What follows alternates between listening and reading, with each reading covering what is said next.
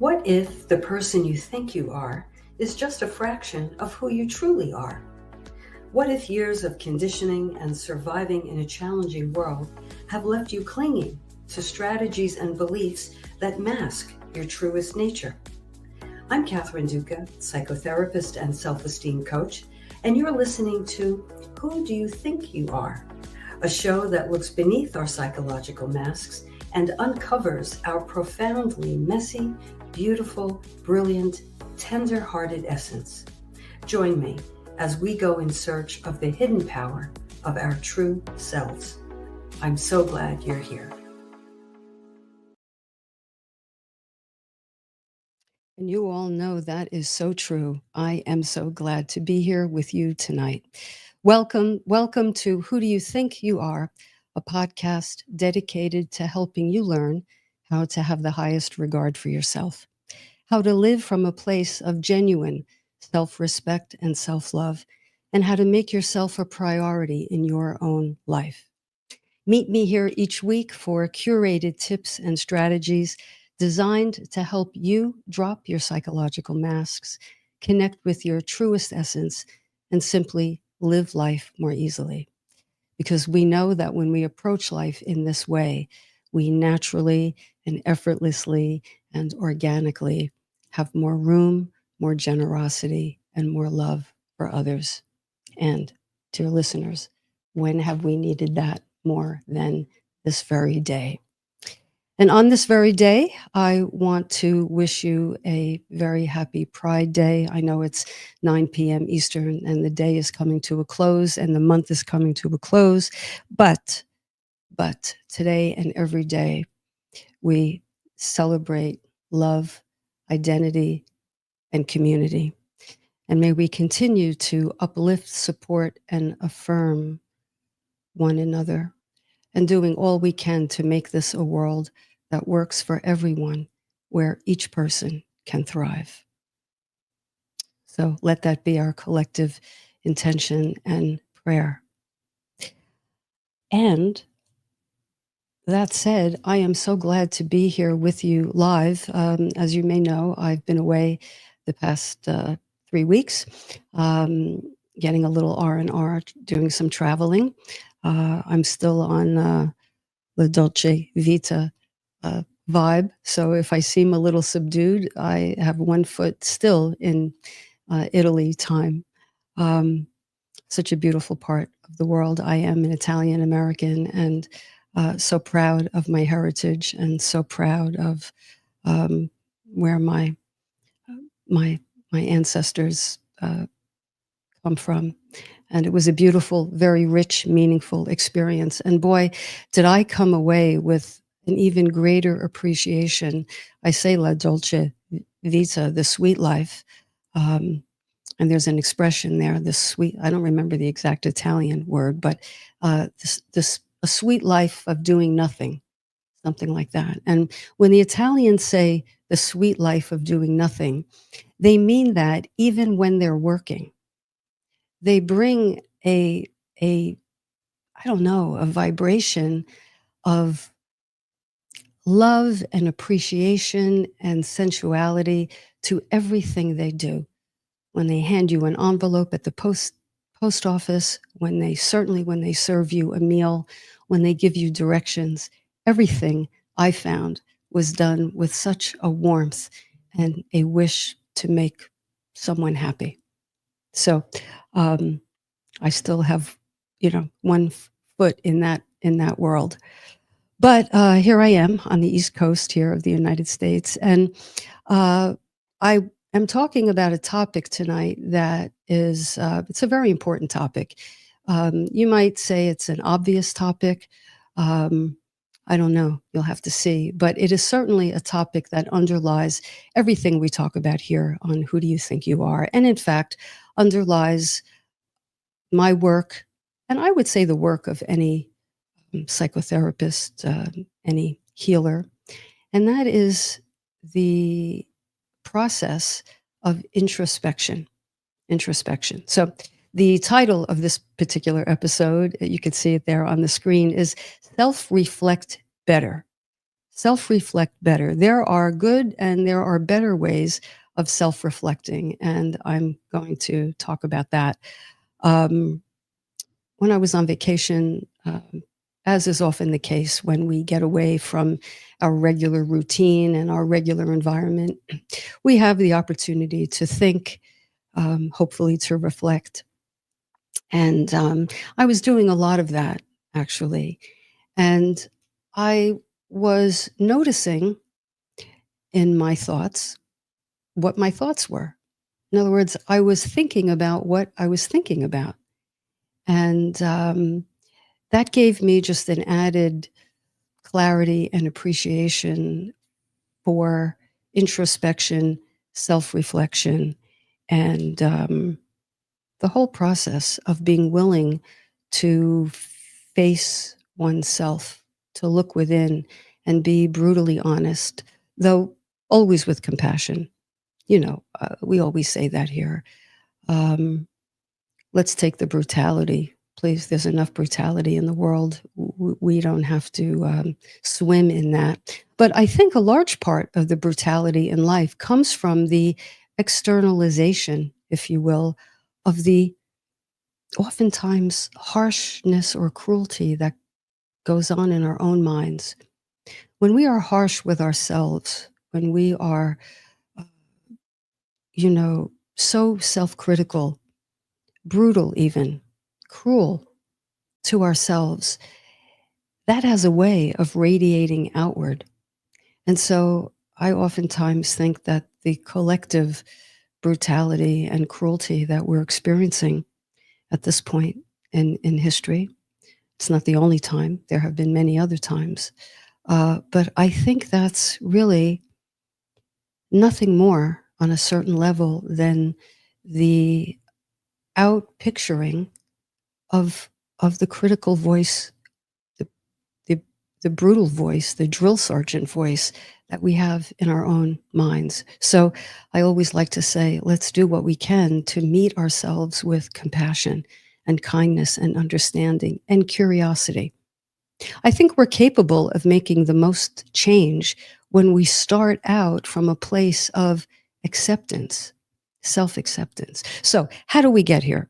And how do we self-reflect better? Well, I want to talk about some terminology to begin with. And this is a little bit of double Dutch, double Dutch jump rope. I'm going to weave together 3 different threads, if you will, that definitely overlap, but they have important distinctions. And they are introspection, self-reflection, and blind spots. Blind spots. I love, love, love working with people's blind spots. And when I say people's blind spots, I mean other people's blind spots, not my own. I'm not a fan, although I'm getting better, of working on my own blind spots. So let's define those terms. So what is introspection? I think we all have a general idea of what that is.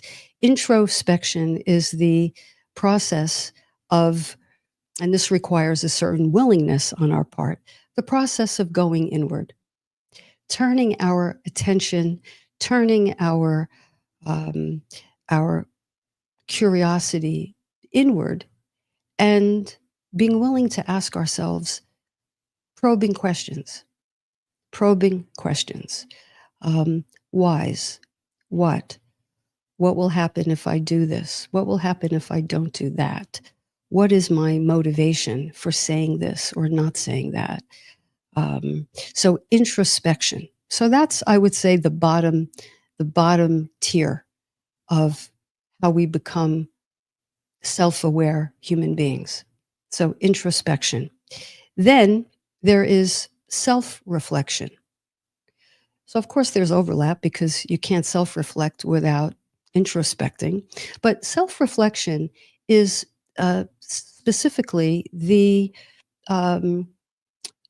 willingness and the process of intentionally going within ourselves and examining our own thoughts, our thought process, our beliefs, our feelings, our experiences, to gain insight and understanding into ourselves. What prompted me to have this topic tonight, probably a few things, but in general, I, talk to my clients, and my clients, like most people, certainly like myself, are very keenly aware of what other people may be doing to them. You know, we're all aware of if we feel someone has slighted us or overlooked us or avoided us or gotten snarky with us, or on and on and on, right? Who among us is not aware when that happens to us? But I think it is less prevalent for us to be looking at when we might do that to others. When we might do that to others, when we are sarcastic or insensitive or curt or snippy, or displacing anger. I mean, the list is very long, but I think it's this notion of what we do to one another. I think it needs to be, because it naturally is, a two-way street. And we need to have our awareness go both ways, coming and going. So not only what is done to me, but what do I do to others? And I've learned that this process of self-reflection is not a destination. It is a way of showing up. It's a way of being. It's a way of being with ourselves. Because as we've said so many times here, the most important relationship we have, the most important relationship we have in terms of earthly relationship on this plane is what? That's right, the relationship we have with ourselves. When we wake up at 2:00 in the morning and we can't turn our brain off, that's between us and us. There's nobody else there talking to us, is there? That's our inner dialogue. And that us is inescapable. So if we are down on ourselves or doubt ourselves or, um, dare I say, loathe ourselves, we don't feel we're good enough. If we feel we're inadequate, well, that's our relationship with ourselves. And how we feel about ourselves is, I think, one of the biggest psychological lenses that we have. You go to the eye doctor and he or she says, puts the lenses on, better one, better two, and, you keep going back and forth to see what. So, this lens of how do I feel about myself and how do I see myself in the world becomes the lens through which we look at the world. And I promise you this, if we're critical with ourselves, we're going to be critical with other people. And if we don't do that, oftentimes we go the complete, opposite. The psychological pendulum swings the other way. And we're like, oh, I'm so critical of myself. I'm going to be extra, extra people pleasy to the rest of the world, or extra, extra, extra tolerant. Now, there's nothing wrong with being tolerant. Of course, there's nothing wrong with being accepting of other people. But if our come from place is this pendulum that swings the other way, that's just the other side of the same coin. And there's a term for that in psychology. It's called overdetermined. That's an interesting term. You don't hear it very much, but overdetermined. It kind of means, one runs the risk of overshooting the runway because it's an overcompensation. You have the critical voice within, so you're going to be anti-critical of everybody else. It's a little too, if you know what I mean, right? It's a little too. By the way, if you're listening live, I invite you to participate in the chat.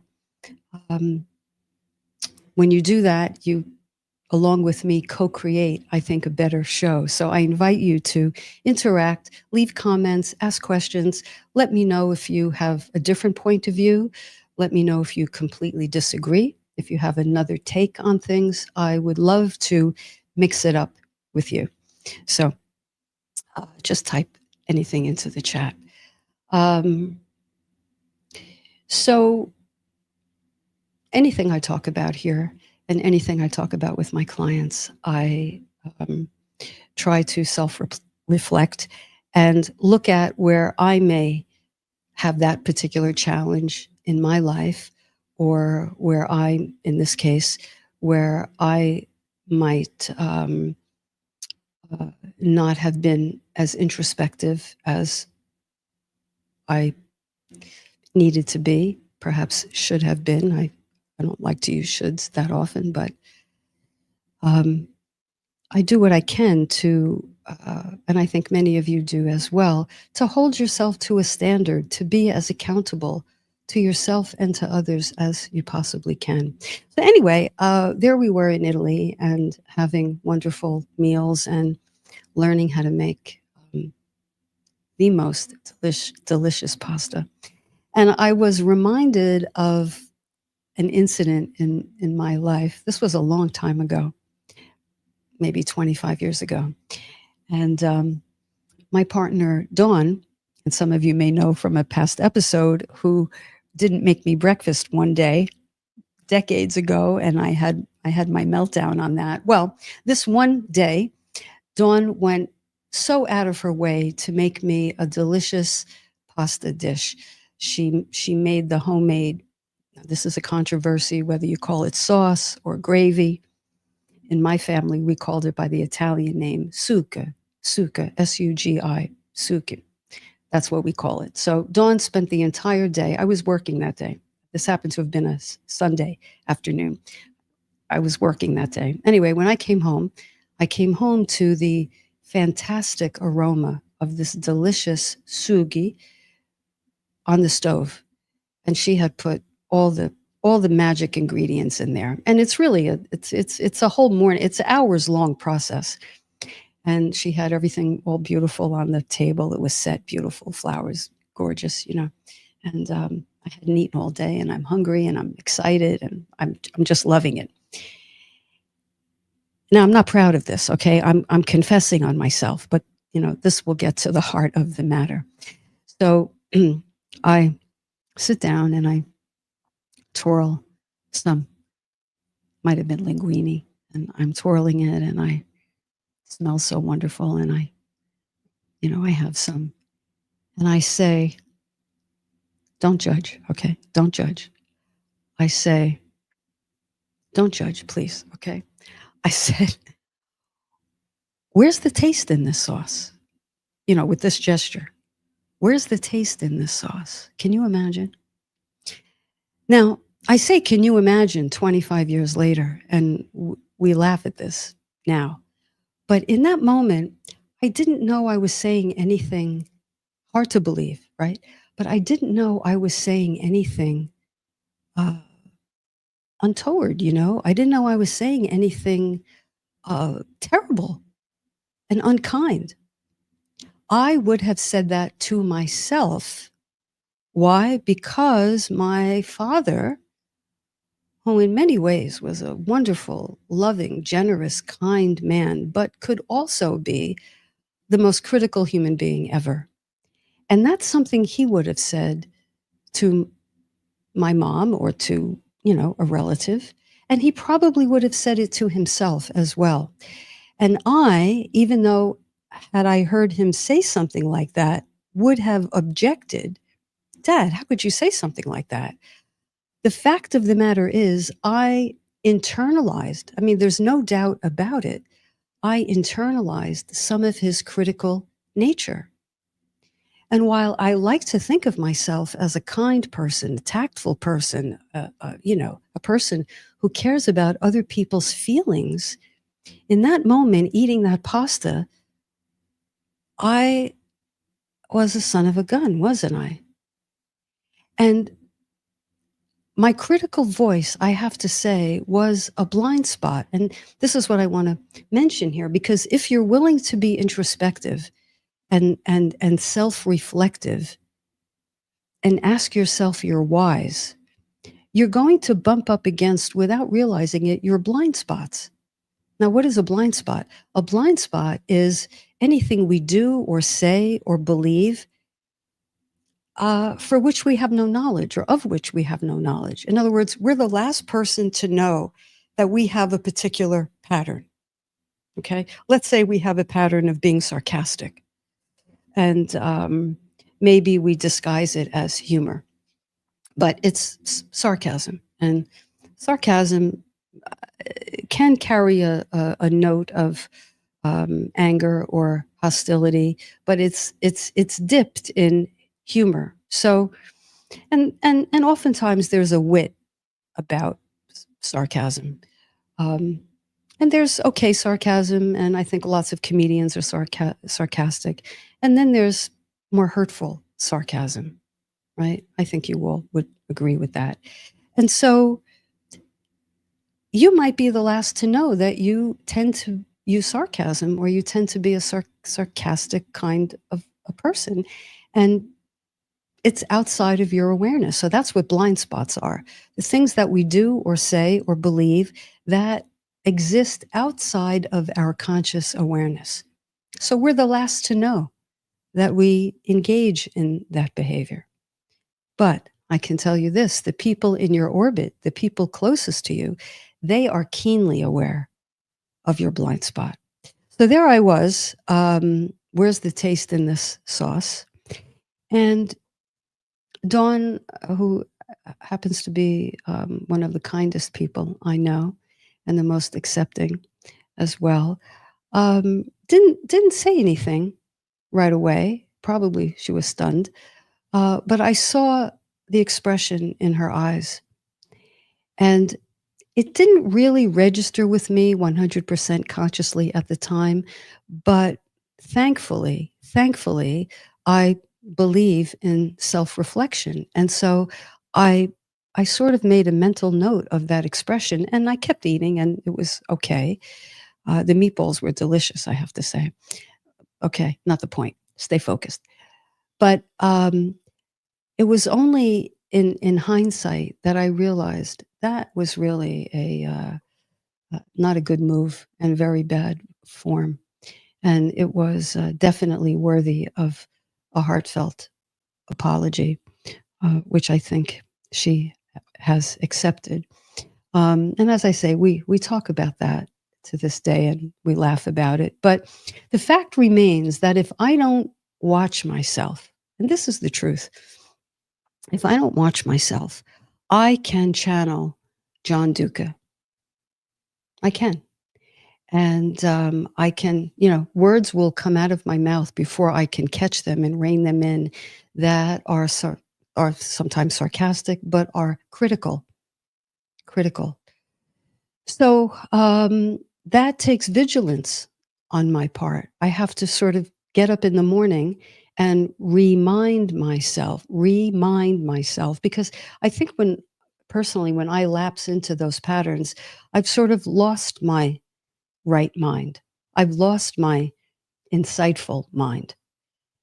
So I need to remind myself to get back into my sensitivity and get back into the person whom I really want to be. So this gets at, I said introspection was the bottom rung. The subflooring, if you will, is a vision of who we want to be and how we want to be.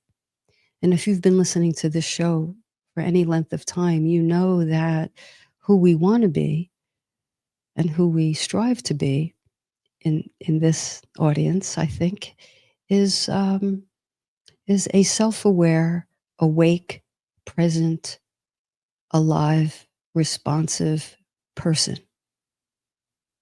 Self-aware, awake, alive, present, and responsive person. And while I say all the time, it is not anyone's responsibility to, resolve my unresolved issues. It's not anyone's responsibility, nor is it mine to resolve anybody else's. It is nice to be aware and tuned in and sensitive to other people's challenges or their blind spots. So if you notice someone has a blind spot and you decide that you want to gently point it out, well, the operative word is gentle. And what's under that is, what would be your motivation for pointing it out? Now, your motivation can be varied. It can be because you don't feel comfortable necessarily with what the person said or how they delivered what they said. So you might want to point it out for your own benefit. Hey, this didn't, I have to let you know, it didn't feel comfortable. I thought I heard some sarcasm there and I felt myself bristle. Do did I hear you correctly? Was that your intention? And then just pause. Just hold it there. Don't pile on. Don't, talk about your assumptions. Just let them know how it landed with you and give them a chance to correct themselves, clarify, double down on what they said or what they meant. But in presenting it that way, you create, I think, a non-judgmental space for the person to reflect on what they said and what they meant. So that's when it's for your benefit. Now, sometimes you might want to do it for the person's benefit. Listen, you know, I don't know if you're aware of it or you may not realize it, but I've noticed something that I'd like to share with you. Are you up for hearing that? Or may I give you some feedback? Are you in the mood to hear it? And if you ask that question, you want to be able to hear the answer, because if the person isn't in the mood, they just don't have the bandwidth, or they're afraid you're going to be critical, respect that. Respect that. Blind spots get to be blind spots because we've tucked away something uncomfortable. We've tucked away something uncomfortable in that blind spot. And then we've unconsciously sort of, moved it out of our conscious awareness. So we're acting that way, but we don't get it. We don't notice it. We're not aware of it. So it can be a tender spot. So you want to be tender when pointing it out, right? So I'll pause there and let me say hello. I think we have a couple of people in the chat. Just Judy, welcome, Just Judy. You're welcoming everyone. It's good to see you. Judy, you go on to say, it is so easy to unwittingly hurt someone, even loved ones, perhaps especially loved ones. Well, yeah, I have to tell you, I don't think I would say to anybody else, actually. So listen to this. I don't think I would say to anyone, certainly not a friend, on the periphery of my friend circle, certainly not an acquaintance, certainly not a stranger. I would never say something. So I wouldn't even say it to like a restaurant or anything. But I said it to someone I care about. So that's a whole other podcast topic, Judy. Displacing, and that is a defense mechanism. It's called displacement, and it's exactly what it sounds like: displacing onto someone a feeling or an interpretation or an assumption that is really meant for someone else. So if I'm angry at someone from my past, dead or alive, and I've never felt comfortable enough to voice my, say, anger toward that person, it's parked somewhere in me. And when something is parked and suppressed, it picks up more energy. That's the paradox of suppression. What we think we're protecting ourselves and others from by tamping down, stuffing down, eating over it, drinking over it, shopping, interneting, what have you, over it, we think we're doing the other person and ourselves a favor. No, we're not. And why is that? Because, as Debbie Ford, who wrote The Dark Side of the Light Chasers, may she rest in peace. She passed a few years ago. She was a very well-respected New York Times author and visionary. She would say, when we suppress our emotions, it's like submerging a beach ball underwater. You can only do that for so long. And if we're suppressing this beach ball and that beach ball and the other beach balls, how many beach balls can we handle before they pop up, she would say, in our face in the most inopportune time? So beach ball submersion is another way of saying, you know, stuffing our emotions until they're under such pressure that they pop up, they break through what is called in psychiatry, psychology, a repressive barrier. Right? We have like an invisible barrier in our mind between our unconscious and our conscious. And that suppressed stuff just leaks through. And guess what? We, on some level, we know better than to do that with strangers. Sad to say. Sad to say. Because a stranger will tell us off. Maybe. You know, a stranger, we will not endear ourselves to that person, and we know it, and we don't like rejection, and we're allergic to rejection, most of us. So what do? If we're not careful and we're not on our game, as I was not at that time, it leaks out and hurts the very people we love. So Judy, you're absolutely right. It's so easy to unwittingly hurt someone. And that's what apologies are for. That's what amends is for. That's what self-acknowledgement is for.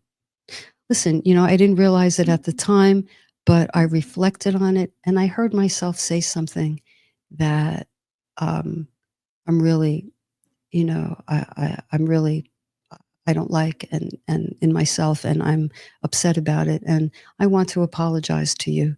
You didn't deserve that snarky remark. And I want to let you know that I know that. And just let it be. Let the other person digest that. If you're waiting for someone to make it all better and say, oh, that's okay, I hardly noticed. That's really not accountability at its best. When we hold ourselves accountable, we are also giving the other person the room and the acceptance to have their own reaction. And it might be a little uncomfortable for you. Okay. But if you're the one, or if I'm the one who said the snarky thing, I set that in motion. The least I can do is give the person, the time they need to digest what I'm saying and see how they feel about it. We owe them that, don't we? So Judy, absolutely right. Janine, welcome. Good to see you. How do you find a blind spot in yourself? Does it always require someone else holding up a mirror, or can we find it independently? That is the question of the night, Janine.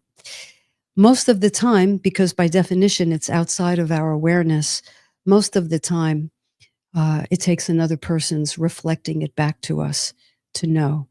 But this is interesting.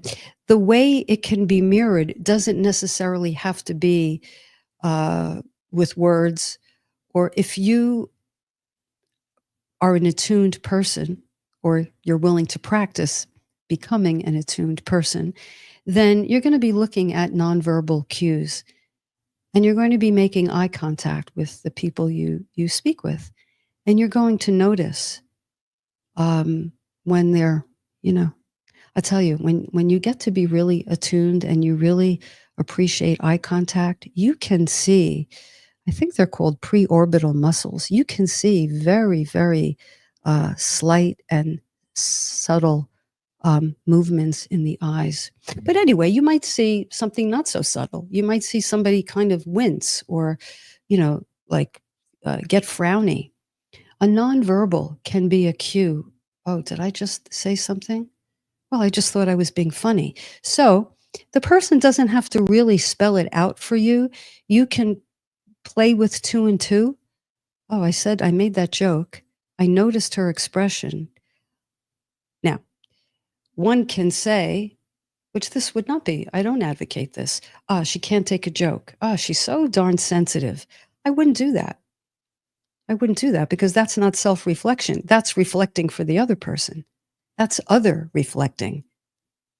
You see the look in the eye, you see the wince, you see the looking away, and then you ask yourself, did I do something there? Did I do something there? And then you play it back in your head. She said this and I said that, and then she winced. I think maybe my delivery was a little sharp. And if you're not sure, you can ask the person, hey, when I made that joke, in thinking more about it, I don't like how that sounded. And I just want to acknowledge that and apologize. Okay, so Janine, that's a very important question. In a pinch, I would say the majority of the time, someone mirrors that back blind spot out of our awareness, but we can pick up on cues. And if we're willing, we can ask ourselves, I said a couple of weeks ago, ask yourself one more question, and that will lead to something very often. Thanks for that. Thanks for that question. I think I saw Dawn. Dawn, the meatballs were delicious. How does self-reflection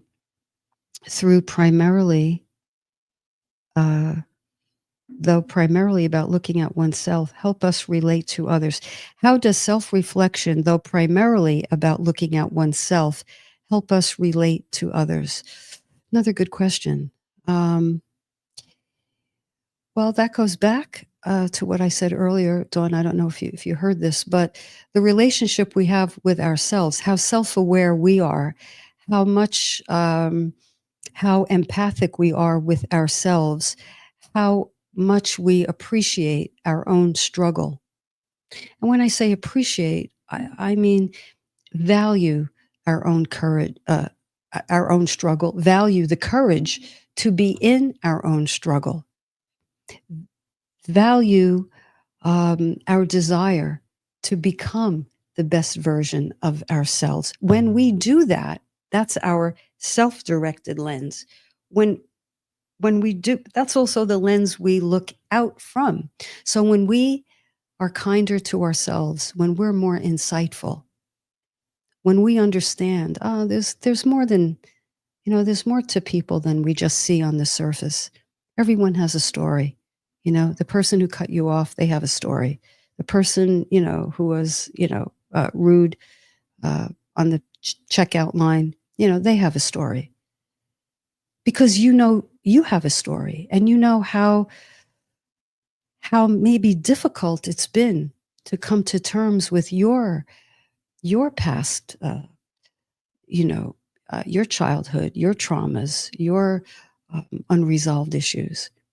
When you appreciate all that goes in to becoming a self-actualized human being, I think automatically you turn that appreciation outward, and you're like, I get it.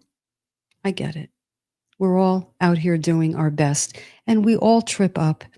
And I like to think that if we can help each other in an atmosphere of mutual enhancement, in the spirit of give and take, in the spirit of I want to make things safe for you, and I hope you want to make things safe for me. It doesn't mean we're responsible for each other, but let's make the atmosphere such that it's more likely to bring out the better in each of us. Let's have a relationship, a friendship, a partnership that's mutually enhancing. Right? So I think when we do that, Dawn, I think it helps us relate to others with more kindness and more grace and maybe a bit more elegance. So thank you for that. Judy, another comment. Sometimes a movie can raise our awareness about when we're hurtful, disrespectful. Yes. And you also say you find calling people honey or dear in restaurants or grocery stores to be disrespectful. Okay, let me, Judy, respond to the first comment there about sometimes a movie can raise our awareness. Absolutely. Absolutely. Oftentimes in my work with clients, I will prescribe, if you will, a certain movie because it embodies oftentimes a theme that they're working on. Wow, two movies come to mind for me as having a profound effect on my concept of myself and how I behave toward others. These are old movies. Were they both Academy Award winners? I don't know. Ordinary People. Ordinary People, I think in the 80s. Mary Tyler Moore and who else? Hutton. Do I want to say Timothy Hutton? Judd Hirsch. A wonderful, wonderful movie about a woman who did not feel her feelings. And she experienced the death of one of her sons. She had two sons, and one of them died. They were both in a boating accident. One survived, and the other son didn't. And this was a woman who was so brittle. She did not feel her feelings. And try not to feel your feelings about that. And even though I've never lost a child, I don't have a child, there were similarities in her stoic nature and her refusal to feel vulnerable. And I'll never forget my reaction in the movie theater when I saw that film. I had a profound emotional reaction because I saw myself in her as being just so in refusal. I didn't know it was refusal. I just thought this is how I am because I did not introspect or self-reflect. I just thought this is how I am. I'm just a stoic person. And other people who are crying all the time, they're kind of they're kind of needy people. This was my mindset at the time. Boy, did I need an awakening. And I have to say, Ordinary People was a catalyst in getting me into psychotherapy at that time. And the other movie was An Officer and a Gentleman. There too, I've never been an officer, I've never been a gentleman, but there again, a personality type that did not do vulnerability. You see, here's the thing. When we refuse to be vulnerable, and what does it mean to be vulnerable? Vulnerability has a connotation that many people feel is a weakness. So they don't go there. But really, it takes courage to be vulnerable. Vulnerability is a willingness to be accessible, approachable, rather than walled off. It's the willingness to feel pain, yourself, your own pain, and the pain of others. It's the willingness to feel kind of mushy instead of all take chargey. It's granted, there's a time and a place, but it is so crucial to be able to be vulnerable. And on that note, I'm going to take a short break. I have managed to let us go 3/4 of the way without doing that. Let's take a short break. Let's digest this. Let's reflect on things and come back and tie this up. You're listening to Who Do You Think You Are on New Thought Media Network. We'll take a short break. Stay with me.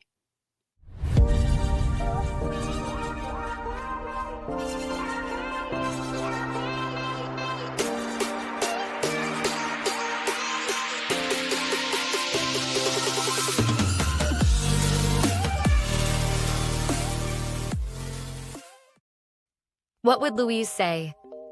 Join us every Tuesday at 10 a.m. Mountain Time. Hosted by Reverend Martine Bernard. Explore the wisdom of Louise Hay. Brought to you by New Thought Media Network. Dive into Louise's teachings. Experience healing and empowerment. Reverend Martine shares insights. Connect with a contemporary audience. Unlock your potential. Transform your life with love. Embrace positivity and healing. Join our vibrant community. Ready to join us? Let's spread love and wisdom together. Please like, share, and subscribe. Only on New Thought Media Network, positively inspiring.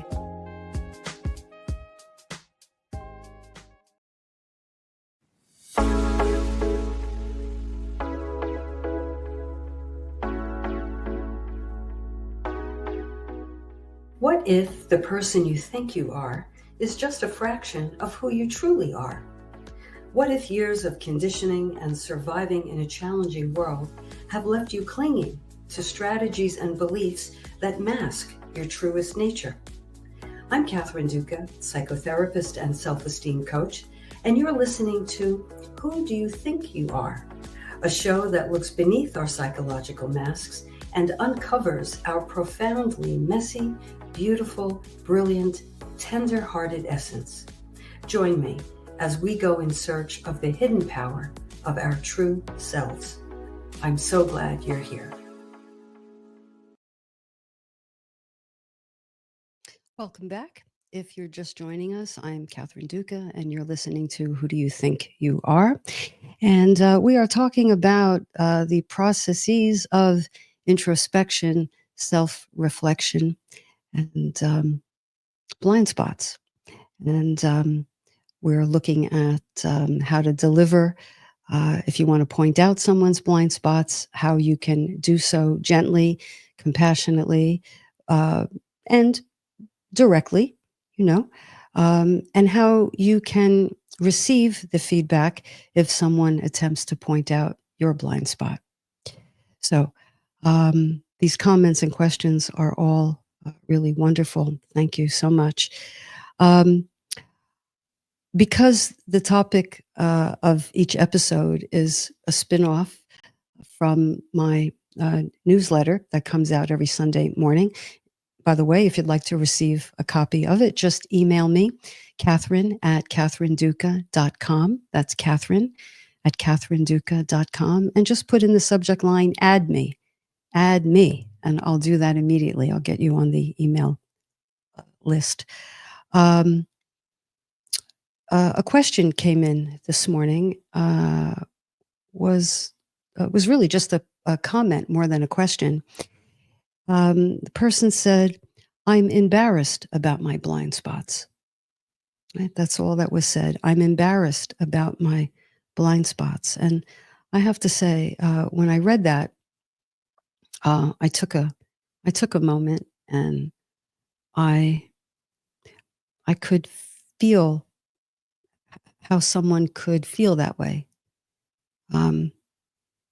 It may not be pleasant to think that someone else sees something about you that you don't see in yourself. So there can be a momentary, ouch or pinch with that. But I want to remind that listener and anyone else who feels a little embarrassed or a little ashamed about the blind spots that I don't know anybody who doesn't have them. I don't know anyone who doesn't have them. Not your visionary, not your spiritual leader, not your, well-known, guru, not any psychotherapist. We all have blind spots. It's part of human nature. And once you accept the fact that we all have blind spots, then I think it helps to be less judgmental of other people's, because you say to yourself, wow, I'm sure I know I have them, right? I know I have them.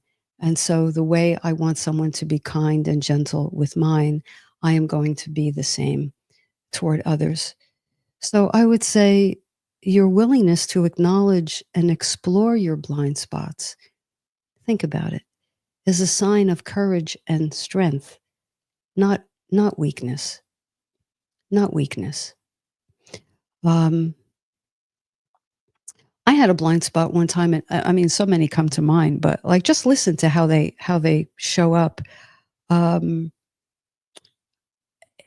So I bought a house with my partner, but I think that I really wanted this house. My partner, liked it also, but I really wanted this house. And the house, I mean, listen to the house was a 5-bedroom house. We're 2 people and a small dog, and a 5-bedroom house. 5 bedrooms, 2 living rooms. I don't know how many bathrooms, 6 fireplaces. Um, that house, that house. I wanted that house, and we bought that house because I thought my whole life that, oh my goodness, if the day comes when I could have a house like that, when I could afford a house like that, I will think that I mean, these weren't the words that I used, but if I unpack what was in my head, this is the dialogue that would have come out. If I have a house like that, that means that I am someone. That means I'm someone. Because people who are someones have a 5-bedroom house, I thought in my mind's eye. Now, why did I think that? I thought that because um, my parents were very hardworking people, and they were really, they had a family business, and I, I would say middle class, but my parents didn't really, the money went into the business, and they were always trying to play catch up, and they provided for my brother and me, but we lived in a very tiny apartment, and it happens to have been an apartment that I was, talk about embarrassed, I was embarrassed of.